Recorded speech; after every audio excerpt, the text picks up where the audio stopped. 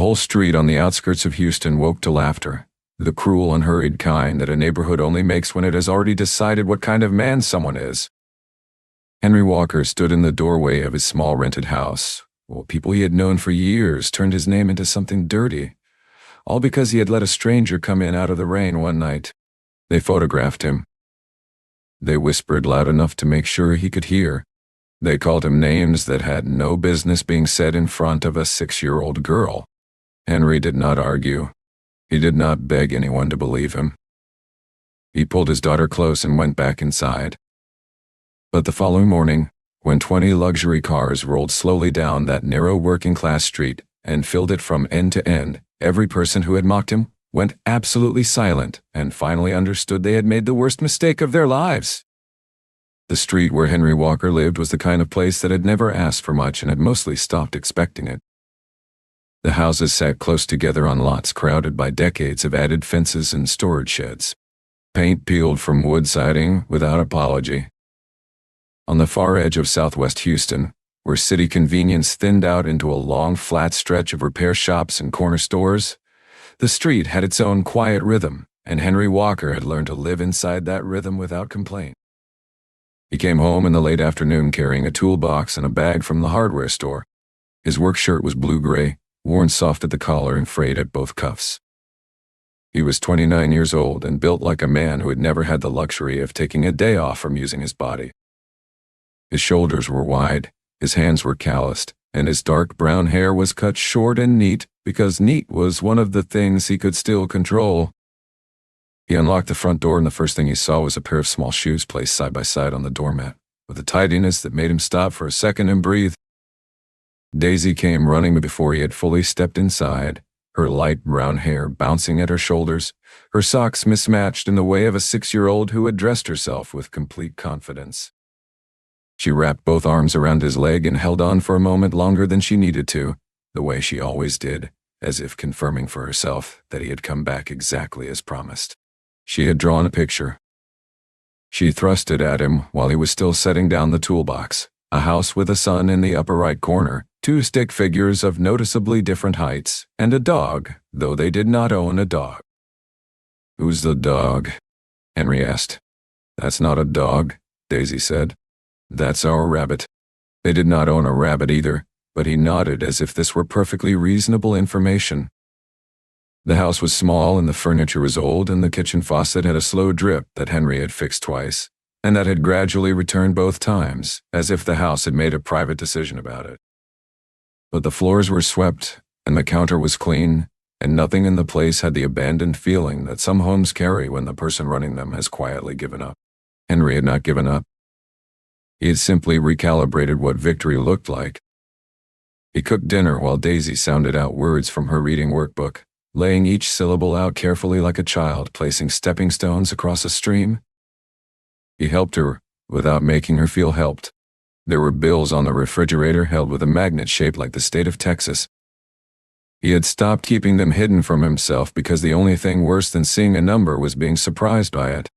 The neighbors had their opinions. Some felt sorry for him in a way that was really about themselves. Others had decided he was a cautionary tale. He paid his rent late twice in 4 months but had never left Daisy without what she needed. That distinction mattered to him more than any of their assessments. That evening, Daisy's forehead was warm. Not dangerously warm, but warm enough to make him press the back of his hand against her cheek twice and take it seriously. He checked the medicine cabinet. He was almost out of the children's fever reducer. He looked outside. The sky had turned the yellow-gray color that comes before a Houston rain, and the air had the thick electrical heaviness that meant it was close. He told Daisy to put her shoes back on. The drugstore was only 6 blocks away, and Henry made it there before the first fat drops hit the windshield. But by the time he turned the truck back onto the main road, the rain had changed its mind and committed. It came down hard and wide, the kind that makes headlights useless and turns every puddle into a minor flood within minutes. That was when he saw her. On the right side of the road, a black car was pulled to the curb with its hazard lights blinking in a weak, exhausted rhythm. The car was a kind Henry could not have named the price of without embarrassment, long and low and clearly not designed with weather like this in mind. Standing near the front of it was a woman in a dark dress, no umbrella, one hand pressed to her forehead as she stared at her phone with the look of someone receiving very bad news from a piece of technology. Henry slowed down. He was not the type of person who convinced himself that helping someone was someone else's responsibility. But he had a 6-year-old in the back seat, and it was late, and the road was dark, and he sat behind the wheel for about 4 seconds running through all of this before Daisy said, from her car seat in the back, very quietly, "Daddy." "She's really cold." He pulled over. He rolled down his window and the rain came in immediately, spotting his shirt. The woman looked up from her phone with the wariness of someone who had already watched 2 or 3 cars pass without stopping. "You need some help?" Henry asked. She was younger than he had expected, mid-20s, dark hair plastered to her shoulders by the rain, wearing a black dress with a deep V at the collar that had clearly been appropriate for wherever she had been before all of this happened. One of her heels had snapped at the base. Her phone, she explained, was completely dead. The car had simply stopped, and the person she had managed to call before the battery gave out had not yet arrived, and the signal in this part of the road came and went. Henry offered to call on her behalf, but his own signal was unreliable, and after several minutes of trying it became clear that nothing was going to connect reliably enough to help. She told him her name was Alexandra Bennett. Just that. Nothing more. He drove her back to the house. In the kitchen he gave her a clean towel and the thinner of his 2 jackets. He reheated the remaining chicken soup and set it in front of her without ceremony. He did not comment on the car or the dress or the obvious fact that she came from somewhere very different than this kitchen. Daisy appeared from the hallway in her pajamas, carrying her stuffed rabbit, a small, gray, thoroughly loved thing that had lost most of its original firmness and its original left eye. She placed it on the table next to Alexandra with the quiet solemnity of a child performing a very important ritual. "You can hold him," Daisy said. "He helps when you're scared." Alexandra looked at the rabbit, then at Daisy. Something in her face went still in the way that happens when a person is struck by a feeling they were not prepared for. Henry was across the kitchen checking a breaker panel that had been flickering, quietly annoyed at the wiring and not paying attention to the expression on Alexandra's face. But Daisy was watching her with the patient, transparent openness of a child who has not yet learned to look away from feelings. Alexandra stayed in the living room that night, on the couch under a spare blanket, while the rain finished its business and the street outside went quiet. Henry did not try to impress her. He did not ask what she did for work, or what her life looked like from the other side of all that quiet confidence. He made sure she was warm and dry and not alone, and then he went to bed. That, she would later remember, was exactly what stayed with her. No one in her world did anything simply anymore. By morning the sky had cleared to a pale, washed-out blue, and the street was still damp in the low spots. Henry made coffee and Daisy ate her cereal, and Alexandra made a call from the kitchen table using Henry's phone. A car arrived for her within the hour, and then a recovery truck for her vehicle. She came to the door in the same black dress, hair brushed back neatly, a composure about her that had nothing performative in it. Even in a wrinkled evening dress on a small front porch in a working-class neighborhood, she looked like someone who had never once doubted that she belonged exactly where she stood. Henry carried her bag out to the waiting car. It took 12 seconds. He was being polite, not trying to extend the moment. On the other side of the street, a woman named Patricia Drummond was watering the patch of ground she called a garden, not watching the water. 2 houses down, a retired man named Gerald was taking a very long time to back his car out of the driveway.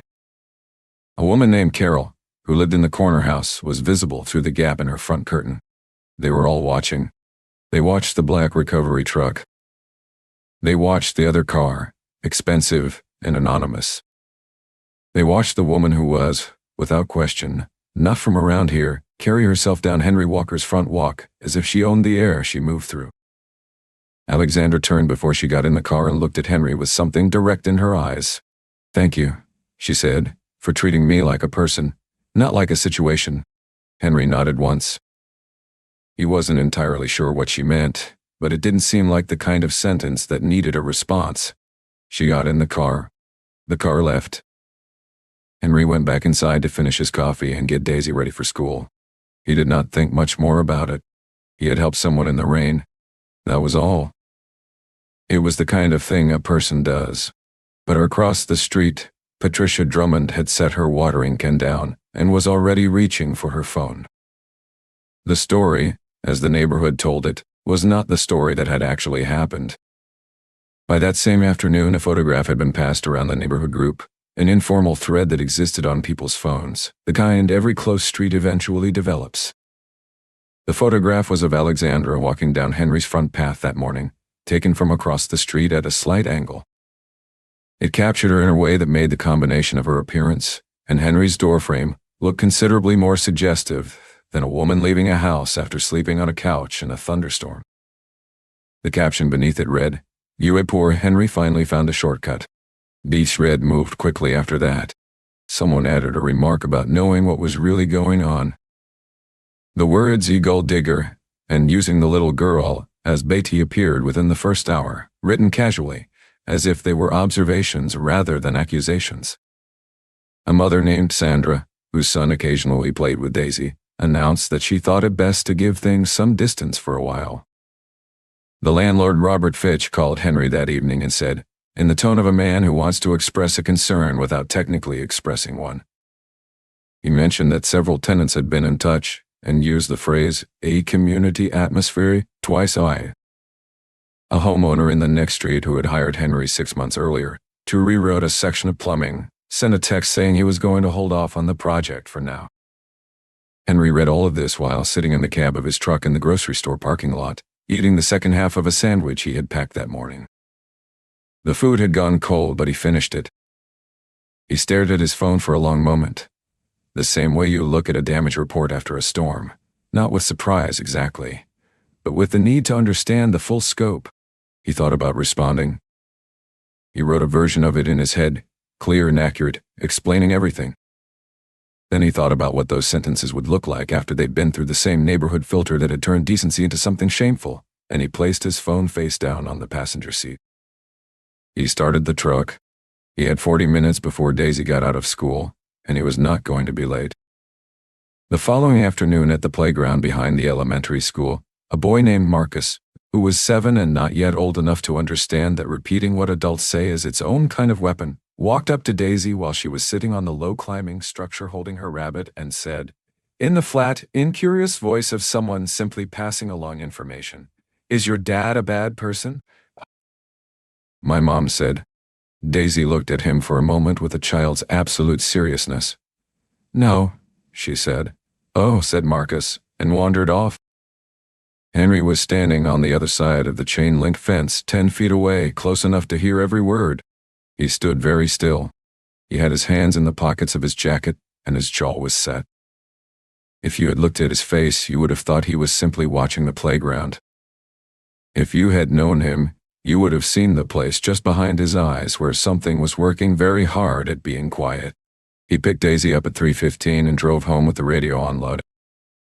She talked about a project involving beans and paper towels and what she planned to name the plant if it grew. He listened and responded in the right places. At dinner, she looked up from her plate and asked, without particular urgency, "Daddy, is helping someone wrong?" Henry set down his fork. He took a breath that was a half-second too long but short enough that she didn't notice. "No," he said. "Helping someone is never wrong." She appeared to accept this and returned to her food. Later that night, after Daisy was asleep with the rabbit tucked under her arm, Henry sat on the back porch steps in the dark with a glass of water he had forgotten to drink. He read through what people had written about him, all the way through, the way you probe a sore tooth, not because it helps, but because you need to understand the full measure of it. A gold digger. Bad influence. What kind of father? He had written a response 3 times. Each time, he deleted it.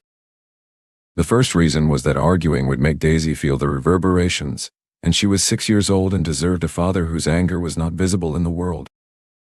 The second reason was that explaining himself meant explaining Alexandra, her life, not his to hand around to people who had already decided what they believed. The third reason was the one he sat with longest. He did not believe that person should have to perform their goodness to prove it existed. He had helped someone in the rain. He would do it again. That was the entirety of it. He went back inside and checked on Daisy once more before he slept. The contract cancellation came on a Wednesday. It was a larger job than anything Henry had taken on in a while. A management company had agreed to bring him on for 3 months of ongoing maintenance and repair work across a new residential cluster. The kind of steady arrangement that would have let him sleep without running numbers in his head at 2 in the morning.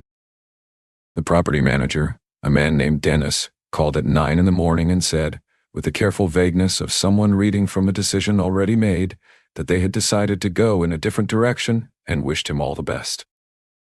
Henry did not ask him to say it plainly. He already knew what it meant. He sat in a parking lot and added up what that loss meant over the next 8 weeks. Without that contract, and with 2 smaller jobs that had already gone quiet, he was running thin. Enough to cover rent and Daisy's school fees for the month.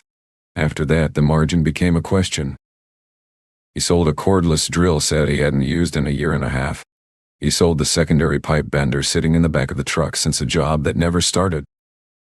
He sold them for less than they were worth because that was how selling something quickly worked. Robert Fitch called again, this time with slightly less vagueness. He said several people on the street were concerned about the kind of activity in the neighborhood, and that, while he wasn't making any decisions yet, Henry should know the rental agreement was coming up in 6 weeks. Henry thanked him and hung up. That Friday afternoon, Daisy asked for her usual chocolate milk at the grocery store, the kind in the small bottle with the cartoon on it, the thing she looked forward to every week. Henry picked it up, looked at it for a moment, and set it back. He got the store-brand carton instead, plain white container, 22 cents cheaper. Daisy did not complain. She held his hand on the way to the register and didn't say anything about the milk at all, and that, her not saying a single word about the milk, was somehow the part of that day that cost him the most. He did not once think about calling Alexandra. She owed him nothing. She had been caught in the rain, and he had helped her, and that transaction was complete. Whatever came after was between him and a neighborhood that had decided to become his enemy. He was not going to beg anyone for anything. 3 time zones removed, and many floors above the street where Henry Walker was working out how to cover next month's rent. Alexandra Bennett was sitting in a glass-walled conference room on the 38th floor with 4 attorneys, a communications director, and a market analyst whose presentation she had stopped listening to somewhere in the second slide. She was thinking about a gray stuffed rabbit with one eye. She had searched the name Henry Walker, just the name, the street, the date, because she was a person who verified things. What she found had made her sit very still at her desk for a long time. The photograph, the thread, the caption written about a man who had given her his jacket and heated soup and not once asked a single question about her money or her life or what she could offer him. She had her communications director pull the original posts and trace the source. She had her legal team document what had actually occurred. What it confirmed was this: Henry Walker had made no attempt to contact her after that night. He had not mentioned her name to anyone. He had simply done a thing and gone back to his life, and his life had been taken apart by people who had nothing but an angle and an afternoon. Alexandra did not feel guilt in the ordinary sense. She felt outrage, quiet and cold, and entirely functional, the kind that does not express itself in speeches, but in decisions. She could have sent a letter or arranged a call. She had done that for less consequential situations. But Henry had been humiliated publicly, in front of his daughter, in the only community he had. She understood something about public humiliation. The only thing that fully undoes it is a public correction of equal or greater size. She called her head of operations and said she needed 20 cars at a specific address on a specific morning. The street woke slowly that Thursday morning. The sound of a trash truck in the next block, the smell of someone's coffee, a dog 2 houses over greeting the day with its same 4 barks. Henry was in the kitchen making oatmeal for Daisy. She was at the table in her school shirt, still deciding whether her hair was going up or down, the rabbit propped against the napkin holder as a third party to the morning's deliberations. Then the sound started. It was not loud at first. It was the low, resonant purr of engines, not one engine, not 2, but a continuous layered sound that built from a block away and kept building. Henry looked up from the pot. Daisy looked up from her hair. The first car turned onto the street at the far end, a black Rolls-Royce moving at the pace of something that has no reason to hurry. Behind it came a silver Bentley, then a deep navy Mercedes Maybach, then a Range Rover in matte white, then a blacked-out Cadillac Escalade with privacy glass so dark it looked as if it had absorbed all available light. Then more behind those. 20 cars in total. They filled the street from the far corner, almost to Henry's front gate, arranged in a line that was impossible to mistake for anything accidental. Every door on the street opened. Patricia Drummond stepped onto her porch still holding a coffee mug. Gerald came out in his robe. Carol stood at the edge of her driveway with her arms folded and her mouth slightly open. People appeared in windows, on steps, on front walks. Daisy had come to stand beside Henry at the front window. She placed her hand flat against the glass and stared. "Daddy," she said, "whose are those?" Henry had no answer. The door of the car positioned at the center of the line opened, and Alexandra Bennett stepped out. She was nothing like the woman who had stood in the rain with one broken heel and a dead phone and wet hair. She wore a deep red dress with a V-neck line that was elegant and precise, and her dark hair was down and still, and her posture had the quality of someone who is fully aware that every person on the street is watching, and finds this neither surprising nor interesting. Behind her, 4 people stepped out of adjacent vehicles, a woman in a gray blazer carrying a leather portfolio, a man in a dark suit, and 2 others who positioned themselves at a respectful distance that communicated availability without intrusion. She walked across the street in silence. The street was silent too, in the particular way that happens when people are too confused to decide what to do with their faces. Alexandra did not look at the neighbors. She did not look at Patricia, or Gerald, or Carol. She looked at Henry's front door and walked toward it, and every step she took on that unremarkable strip of pavement had the weight of something long decided. Henry opened the door before she reached it. He was still holding the wooden spoon from the oatmeal. He looked at her, then at the street behind her, and his expression did not change because Henry Walker was not a man whose expressions changed easily. She stopped at the foot of the 3 small porch steps and looked up at him.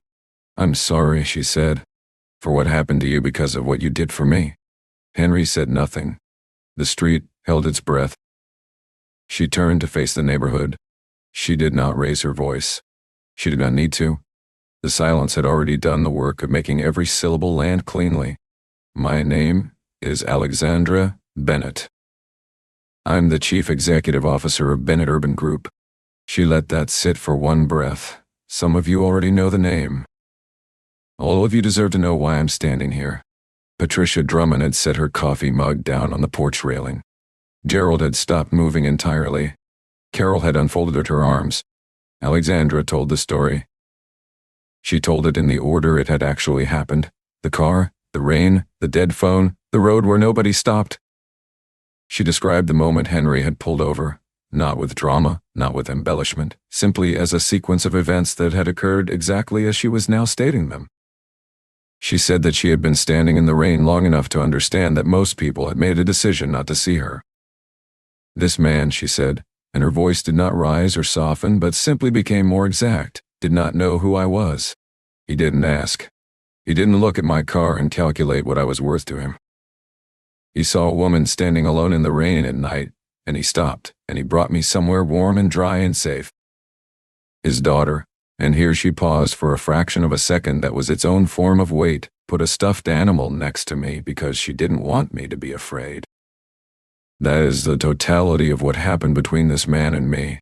She looked around the street with the level gaze of someone delivering a verdict. I had the communications on this block investigated. I know who took the photograph. I know how it was framed. I know what was written and how it spread. She was not pointing at anyone. She didn't need to. The people who needed to feel the weight of those sentences were already feeling them. A man's reputation was deliberately damaged here. He lost work. He nearly lost his home. His daughter was asked by another child whether her father was a bad person, for giving me soup, for lending me a jacket. The street was utterly still. A neighborhood isn't poor because of money, Alexandra said. It becomes poor when kindness is treated as a crime. Nobody spoke. Several people had looked away from her entirely, down at the pavement, at their own shoes, at any neutral surface that was not the face of the man standing in the doorway behind her with a wooden spoon in his hand. Henry had not said a word. He stood on his porch in his work shirt and faded jeans, perfectly still, not the stillness of someone who has won something, but of someone who had known all along that the truth was what it was, and had simply been waiting for the world to catch up. That stillness was more devastating than anything he could have said. Sandra, who had quietly told her son to keep his distance from Daisy, was no longer visible on her porch. Dennis, the property manager who had pulled Henry's contract, had not appeared on the street at all, but somewhere 12 miles north, he was going to spend the rest of that morning with a discomfort that would eventually become a phone call. Robert Fitch was standing on the sidewalk at the far end of the line of cars. He had heard the engines and come outside like everyone else. He looked at Henry, and then looked away, and then looked at his own feet. Alexandra turned back toward the porch. She stepped up 2 of the 3 porch stairs and stopped, dropping her voice to the register meant only for the person directly in front of her. "That night at your house," she said, "I wasn't paying attention to anything except being grateful. But I'm someone who notices things, and I noticed more than I let on." Henry waited. "You run that house like someone managing a critical operation with limited resources.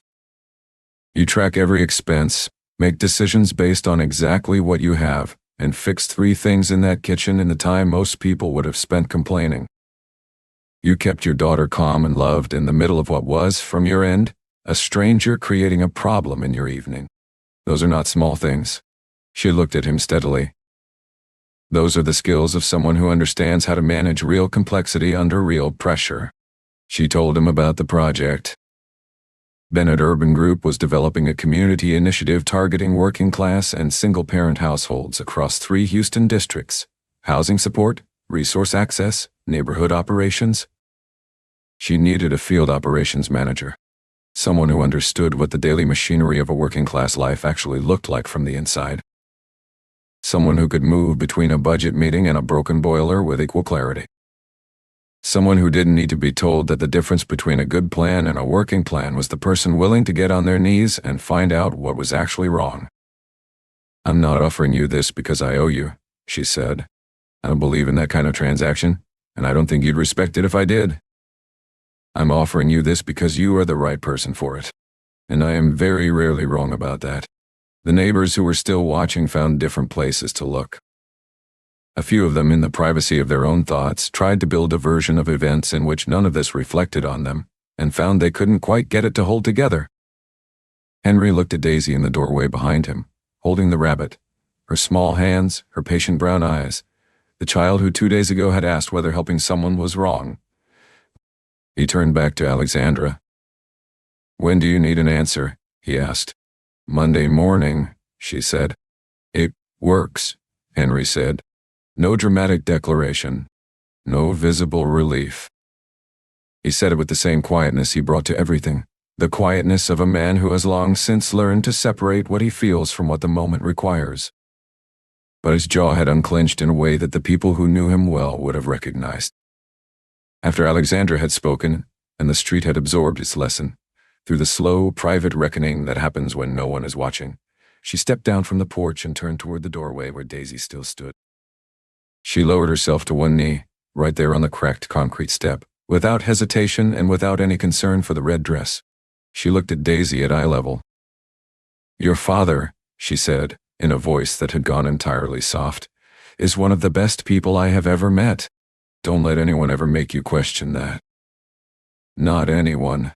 Daisy stared at her for a moment with the absolute unguarded attention that small children give to things that matter. "I know," Daisy said. "I already knew that."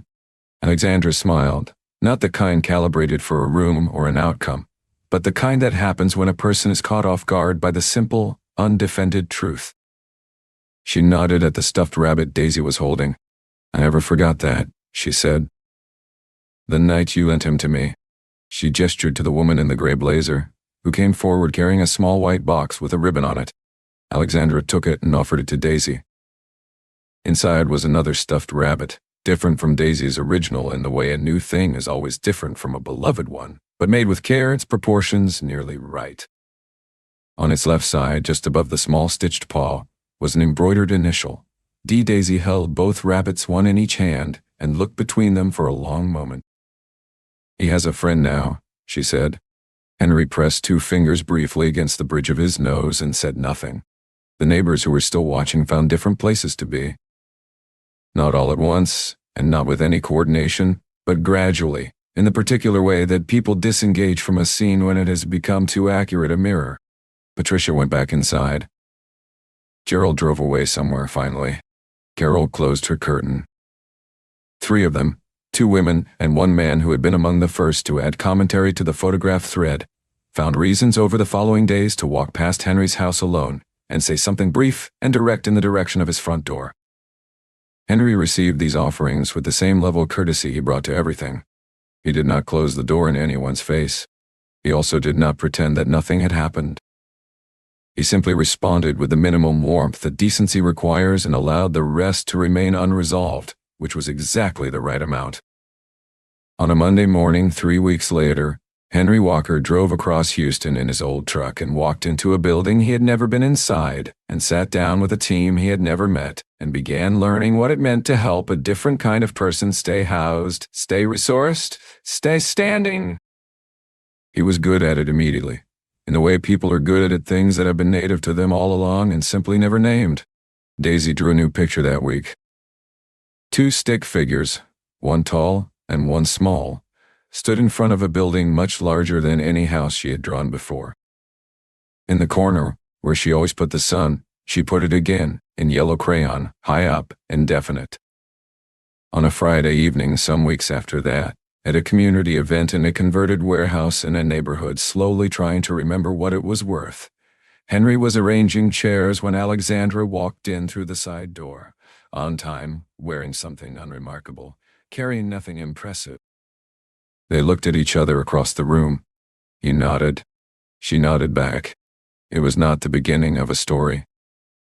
It was something more durable than that, the quiet acknowledgement between 2 people who had already seen each other clearly, on a dark road in the rain, before either of them had any reason to be anything other than exactly who they were. Some streets stay narrow for a long time, not because they cannot widen, but because no one has yet been willing to take up the right amount of space. Sometimes all it takes is 1 person who decides to stop, and 1 person willing to say what actually happened, and the whole place opens up, lets in more light, makes more room, learns to see the people it had been looking at wrong all along.